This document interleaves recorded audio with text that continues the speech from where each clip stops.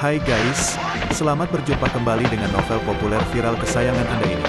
Saat ini admin ingin menghadirkan sebuah novel yang alur ceritanya sangat menarik dan seru. Novel ini berjudul Kaisar Agung Seni Bela Diri. Sebelum mengikuti keseruan ceritanya, mohon bantuan kalian untuk subscribe, like, dan share video-video yang ada di channel ini. Selamat menikmati.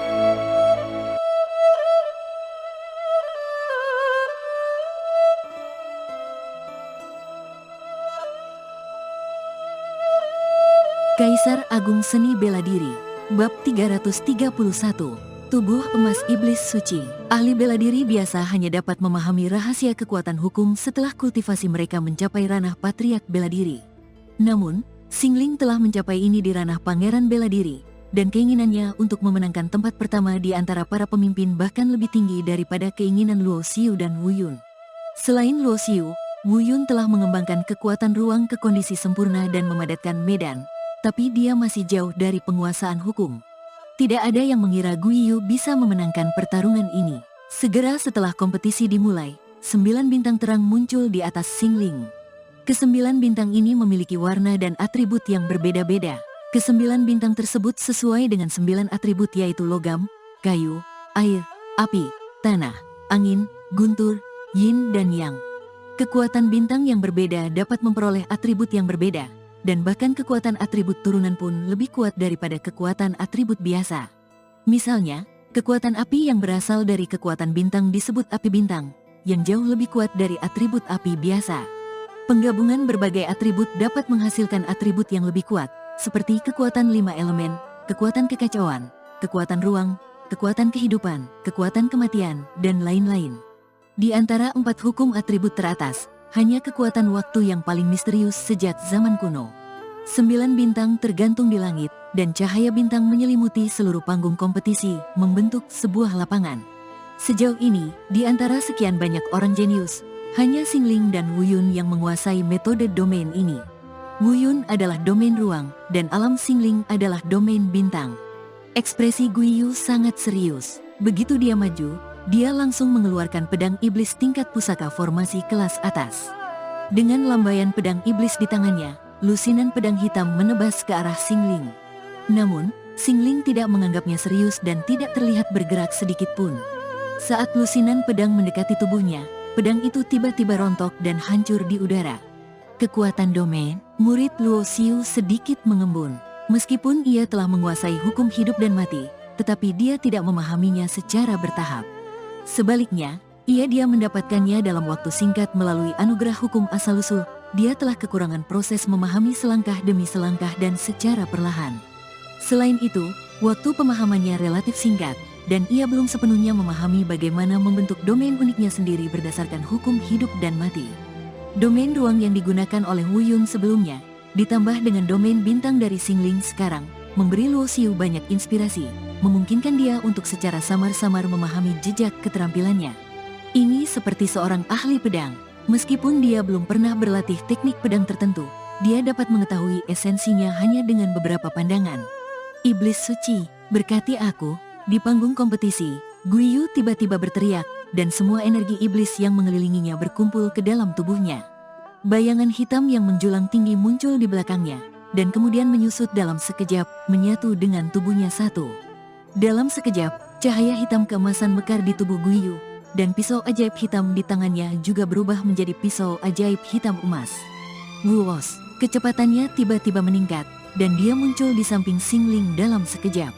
Tulisan kekuatan di domain bintang bagaikan kekosongan di depannya, tidak dapat menyebabkan penghalang sedikit pun. Ini adalah tubuh emas iblis suci. Ini adalah salah satu dari 3 teknik super yang berasalah dari iblis suci. Setelah tubuh emas iblis suci berhasil dipelajari, mereka tidak akan terkalahkan di ranah yang sama. Tubuh tempur fisik Guiyu awalnya berada pada tahap akhir dari ranah pangeran bela diri. Tidak disangka bahwa dia juga telah berkultivasi menjadi tubuh emas iblis suci. Kekuatan fisiknya sebanding dengan santo bela diri tingkat menengah. Seluruh kerumunan berseru, dan beberapa orang penasaran, karena tubuh emas iblis suci sangat kuat, mengapa Guiyu ada di sini. Selama pertarungan dengan Luo Xiu, dia tidak menggunakan keterampilan unik ini.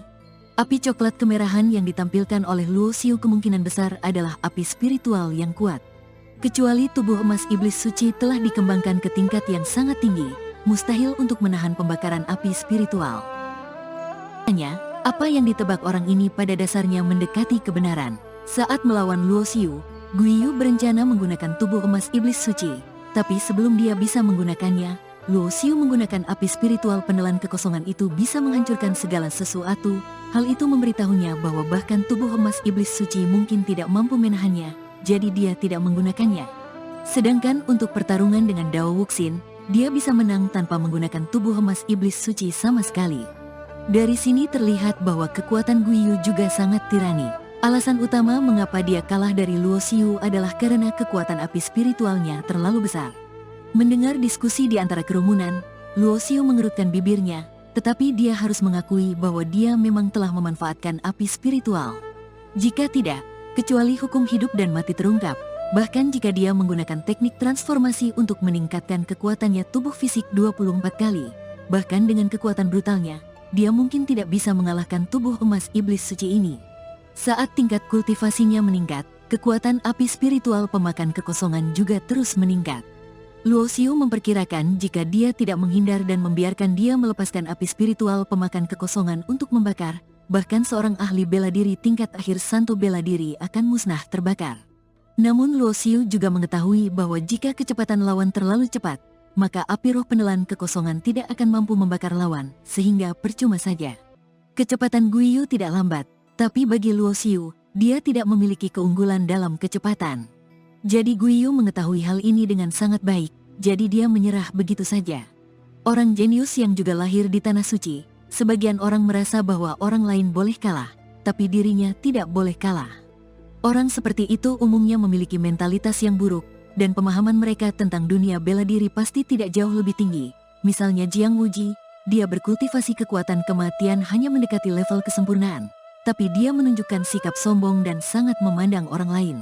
Di sisi lain, orang-orang seperti Guiyu tidak peduli sama sekali jika mereka kalah dalam pertempuran.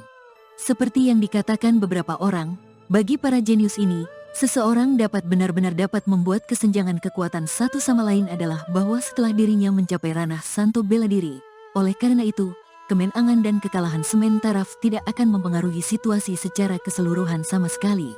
Di panggung seni bela diri, setelah Guiyu menampilkan tubuh emas iblis suci, kecepatannya menjadi lebih cepat dan serangannya menjadi lebih ganas sepotong seperti badai dahsyat. Badai bilah hitam dan emas hampir menenggelamkan tubuh Xingling. Kelang, tepat ketika semua orang sangat gugup, sebuah telapak tangan yang bersih tiba-tiba terulur dan mencubit ujung pisau ajaib emas hitam. Bagaimana ini bisa terjadi? Semua orang yang hadir melebarkan matanya, dan bahkan Guiyu sendiri pun memasang ekspresi terkejut di wajahnya. Pada saat ini, Guiyu memperhatikan bahwa kedua jari Xingling yang memegang ujung pisau ajaib bersinar dengan cahaya keemasan. Dia tentu saja bisa memblokir serangan pedang iblis milik Guiyu. Guiyu, kamu kalah. Xingling tersenyum tipis dan mengendurkan jari-jarinya dengan tenang.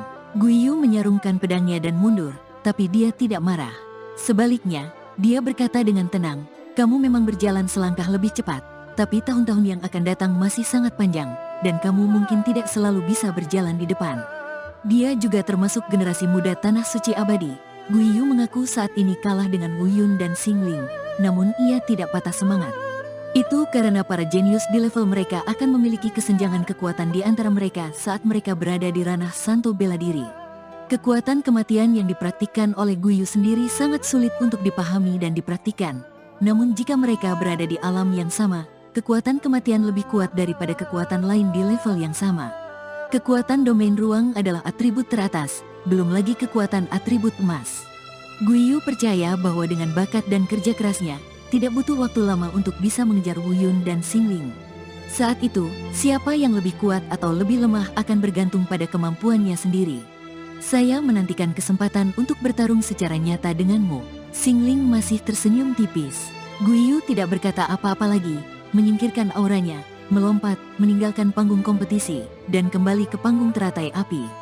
Dalam pertarungan ini, tidak ada keraguan bahwa pemenangnya adalah Xingling. Pertarungan sungguhan?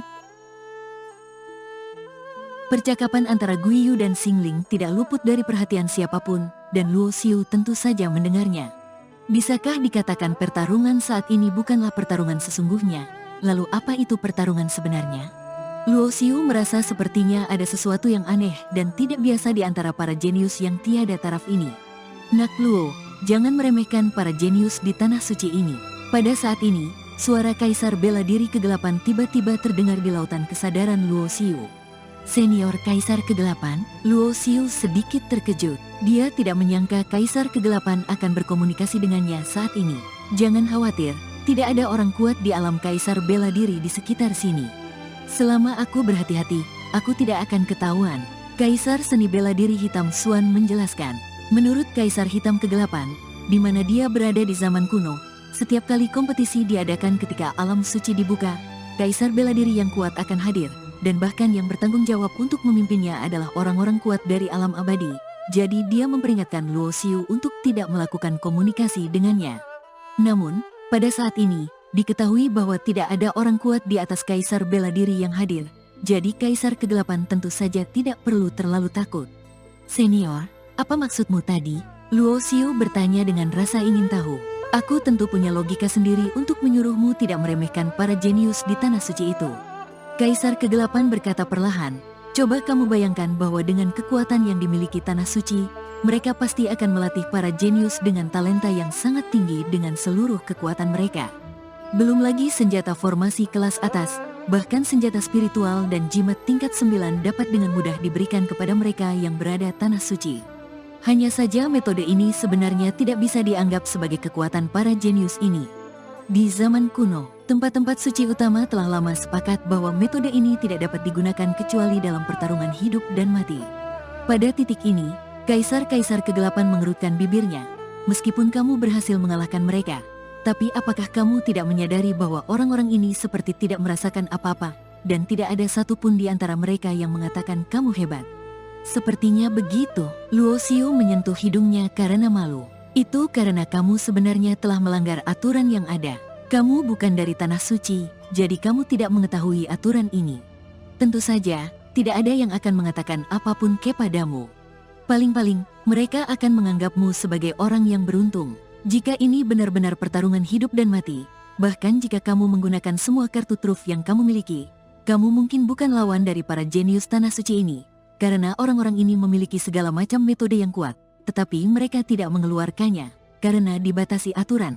Menurut Kaisar Kegelapan, para jenius tanah suci yang datang untuk berpartisipasi dalam kompetisi ini akan diminta untuk menyerahkan senjata mereka yang tidak termasuk kekuatan mereka sendiri sebelum kompetisi dimulai, dan tidak akan dikembalikan sampai kompetisi selesai. Sedangkan bagi mereka yang bukan berasal dari tanah suci, tidak ada batasan seperti itu, karena bagi para jenius tanah suci ini, meskipun lawannya memiliki kartu truf, mereka tetap bisa menang, dan hanya dengan begitu mereka dapat menunjukkan level para jenius tanah suci. Adapun jika kalah karena hal tersebut, mereka hanya bisa menyalahkan diri sendiri karena kalah dengan orang lain. Faktanya, jika bukan karena Luo Xiu, para jenius dari tanah suci ini pasti akan bertarung dengan kekuatan mereka yang sebenarnya. Terutama di ronde tadi, para jenius dari kekuatan kelas 1 semuanya memiliki banyak kartu truf. Tapi mereka masih dikalahkan oleh orang-orang seperti Guiyu dan Dao Wuxin. Oleh karena itu, ketika orang-orang seperti Guiyu, Jiang Wuji, Zhang Lan, dan Dao Wuxin kalah dari Luo Xiu, hati mereka merasa agak tidak nyaman.